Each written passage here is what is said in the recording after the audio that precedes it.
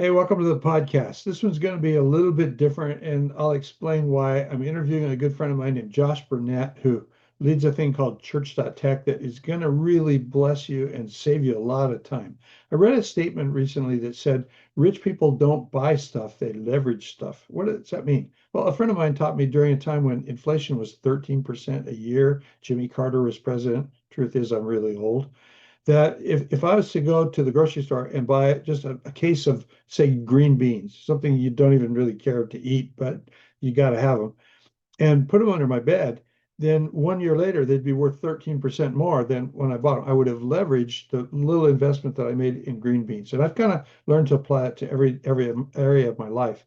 Well, AI is really helping me leverage my time. I mean, the stuff when I'm researching things, when I'm writing things, I run everything through AI. It's been a massive blessing. Well, then I get into Church.tech, and I can promise you, I mean, so suppose that I was able to say, I can give you 150 hours back, or say 160 hours. That's 4 weeks, 4 work weeks, 160 hours. I could give you that back if you would make a small investment that would leverage your time. Here's the deal. The Church.tech can save you time writing sermons. It can save you time turning a sermon into social media stuff. It can save you time turning it into little blog clips or little clips for are already with the captions added to it for YouTube. It can do a massive amount of things. You're going to learn a lot in this video, and it's going to all be about the one thing, leveraging your time, using less time to actually get more done, be more effective as a pastor, and make life a lot easier on you. I think you're going to really enjoy this one. Here's the problem. If you're listening to this on audio, there's going to come a time when you're going to want it on video. And so the promise I'm making to you is that on my YouTube, under a playlist called Observations, I'm going to put this whole interview up there. And it'll be in segments, just like the what I'm making for audio. But it's probably something you're going to want to watch after listening to this. So it's time to just welcome Josh to the podcast. I am interviewing a guy that I sort of bumbled into at an exponential event a couple years ago. I heard my friend Jason Stewart talking to him about a service that he offered called Church.tech, and it piqued my interest, and so I went over and kind of introduced myself and found one of the nicest people that I've ever met and one of the most powerful tools that I've ever run into. So I want you to just enjoy this conversation with my friend Josh Burnett. And he is the head of something called Church.tech that will really benefit you if you engage it the way I have engaged it. So, hi, Josh. Welcome to the podcast. Hey, Ralph. Thanks so much for having me. Really excited to be here. I'm really, really excited to have you. I'd like you to kind of start a little bit with, your journey, how you came to faith. Mhm. I know that you had a lot of involvement in church ministry before. Tell us about that. And then we'll get into Church.tech. And I really want to get into this as deeply as you feel comfortable getting into it. I want you to promote your product, actually. I've been doing the best I can, but you know it better than I do. And I expect actually I'll learn some new tools as we talk because I'm forever discovering new things on your site. So let's Oh, start with you. Tell us a little bit about your life. yeah. So, I was not born into a family that followed Jesus, and um, so when we started as a family following Jesus, going to church, being a part of the church community, it was kind of an act of desperation, and it was a little bit of uh, I, it's a little bit of a long story, but I'll tell you like the beginning of it to like piece of my childhood. So my mom teaches horseback riding lessons, and so when I was born, there was they had a farm, and she would teach horseback riding lessons during the day. And there was an elderly couple that lived up the hill from us, and they watched me until I was about 3 or 3.5 years old, and they would tell me about Jesus. Like I have distinct memories of Granny and Pappy, is what I call them. Until I was like 7 or 8 years old, I didn't even know that they weren't blood relatives of ours.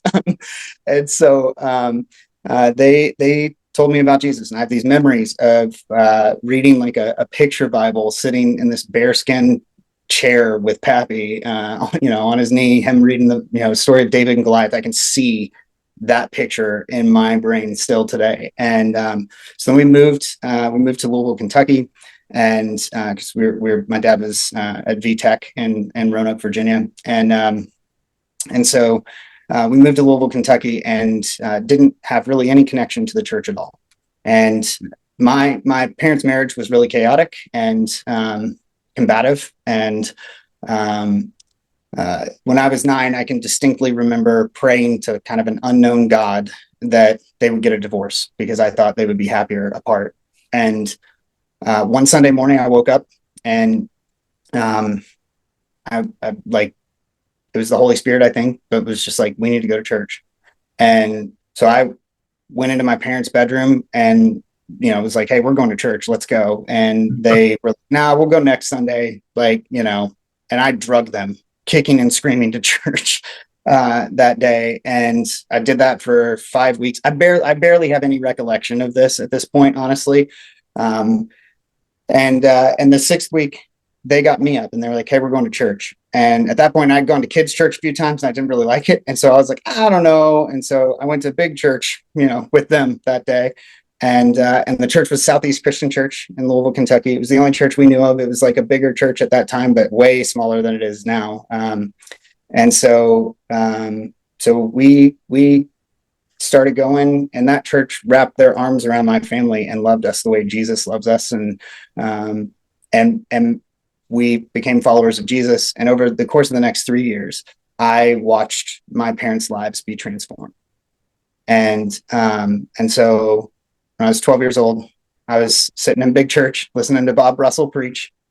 He was talking about how we can know that the Bible's a trustworthy, source of information, a lot of like Case for Christ type stuff. And I have this distinct memory of being, in big church, seeing him preach, and looking around and just noticing that people were taking notes, and they were like, it was this like sort of transformative moment for me of like, this man is helping people connect to God.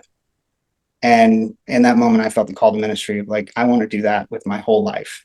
And so that was when I was 12. When I was 15, I found out about church planting through a ministry that Southeast supports in the Northeast called Restoration House. And so went and did like a church planting boot camp for high schoolers as kind of a test run of them getting involved with that ministry, which I still think is the most brilliant strategy out there, church planting wise. I think we should be envisioning young people that they could be a part of a movement and be planting churches in all various formats, obviously.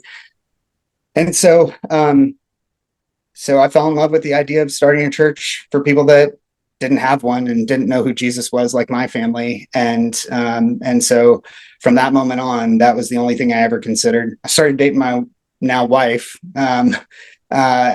like a few months after that, and just kind of told her, hey, I'm going to plant churches, so don't date me if you don't want to move in that direction. That's where I'm going. And she actually loved that vision as well. And so that was kind of, from pretty young age, we sort of decided that's what we're going to go do, and got married when we were 21, and moved to New Life Christian Church, moved to Northern Virginia outside of DC, and was on staff at New Life Christian Church, which I know you're super familiar with, Brett and Todd. And then got a ton of training, and then New Life and a group of churches in the Baltimore, Washington area sent us out, and we did a bunch of investigation in a bunch of different places, but fell in love with Annapolis, and so we planted a church and launched like Sunday in 2010, October 24th, 2010. But we moved there a year before that and did a community needs and assets assessment,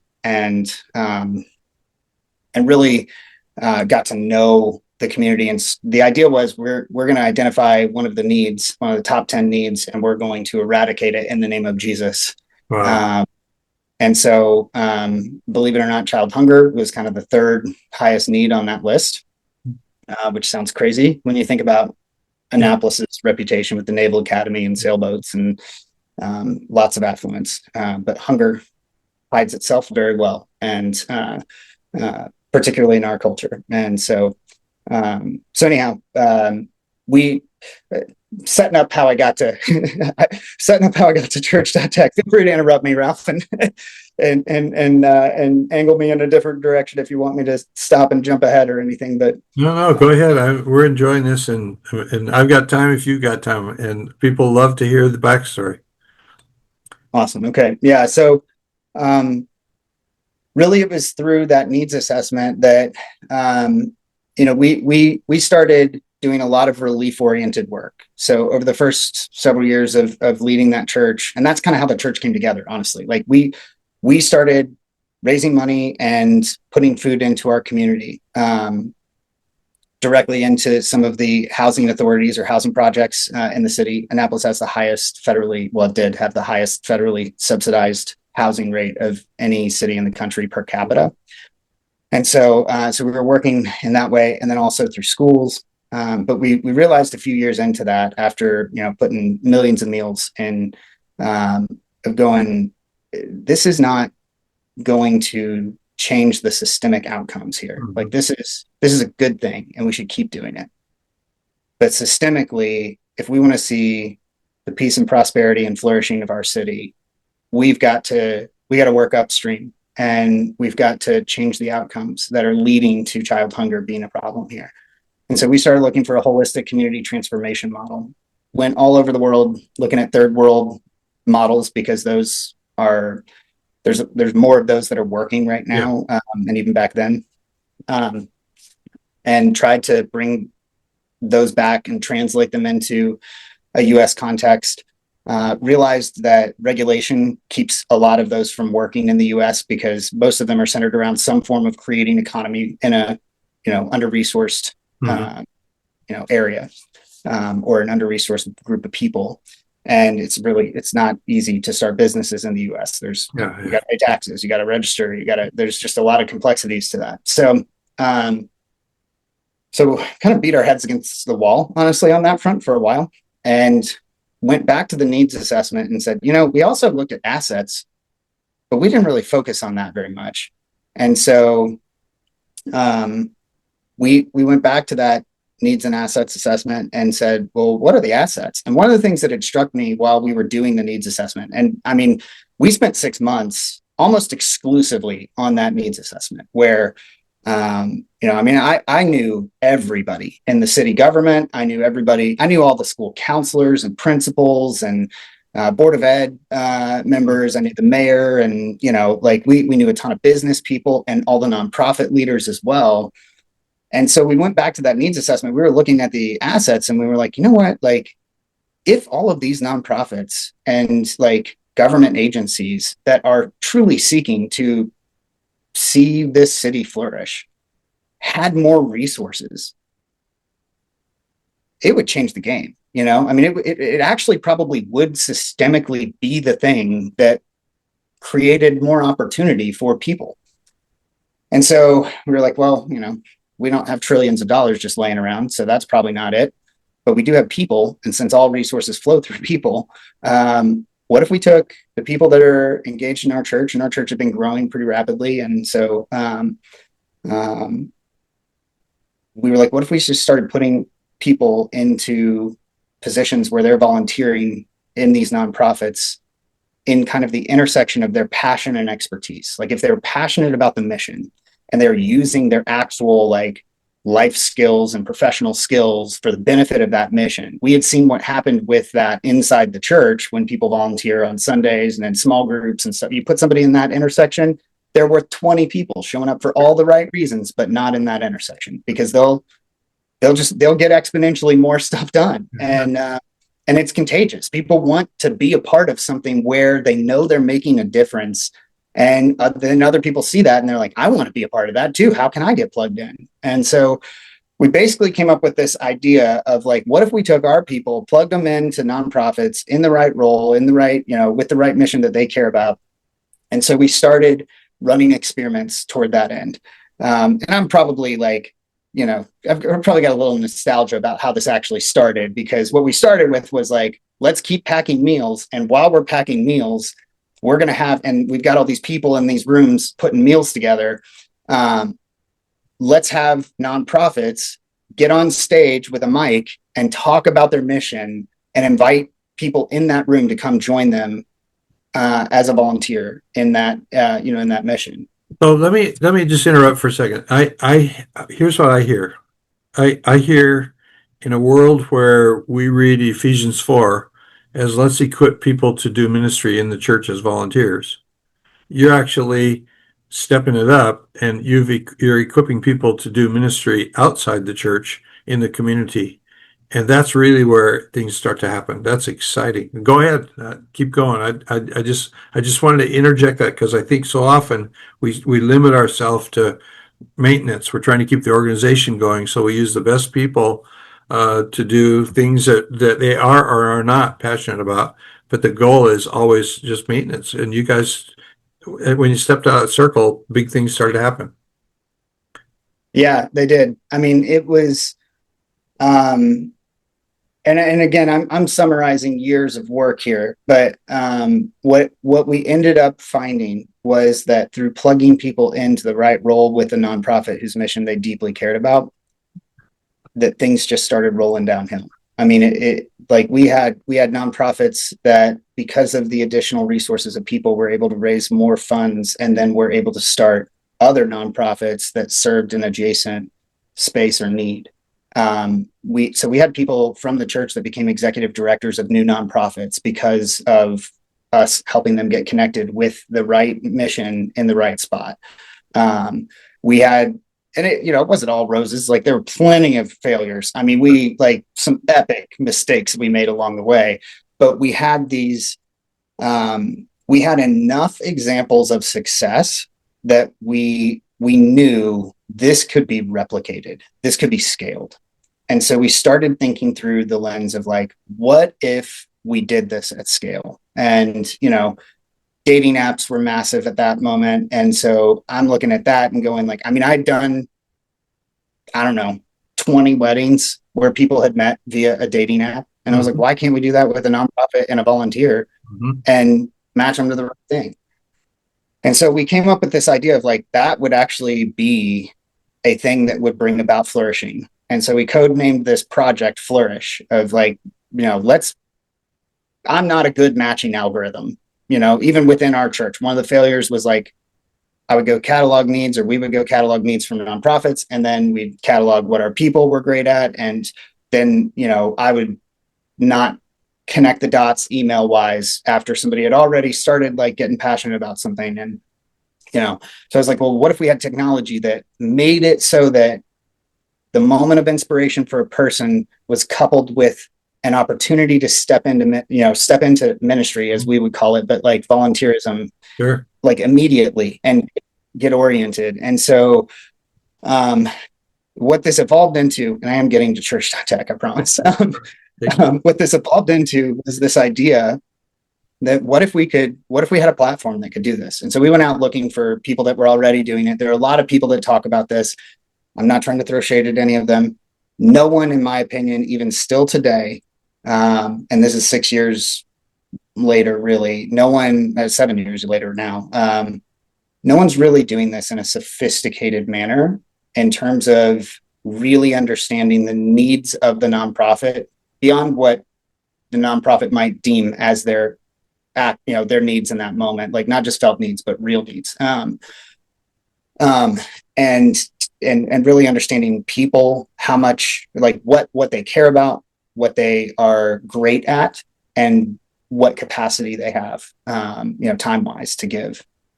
And so, we basically tried to find somebody that was doing it, tried to buy like a license to a platform that was closer, and they wouldn't let us buy it. And so, or they wouldn't let us license it. And so then what we ended up doing was, I just threw an incredible wrestling match with the Lord, because the only thing I'd ever wanted to do or thought I would ever do was plant a church, planting church, and stay there and keep planting until there were so many churches that, Yeah.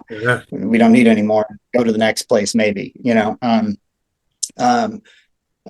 but the effectively, and I'll spare you the long story of this, but I felt God calling me to step into this new season of like creating the platform that would be able to facilitate this happening at scale.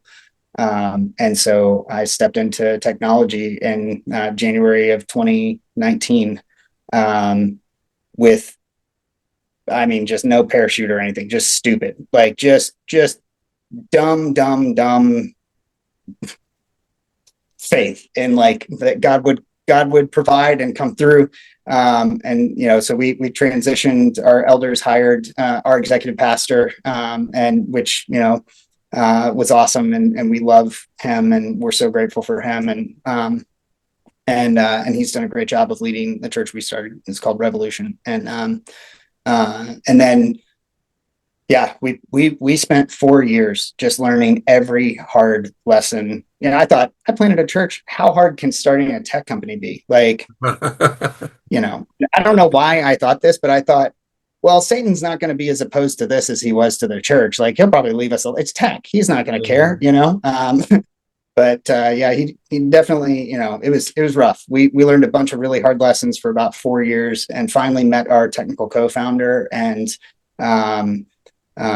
yeah, and we actually started making progress on the platform, and we put some products out into the market that were kind of feeder products, proto products that would help nonprofits actually utilize volunteers more effectively.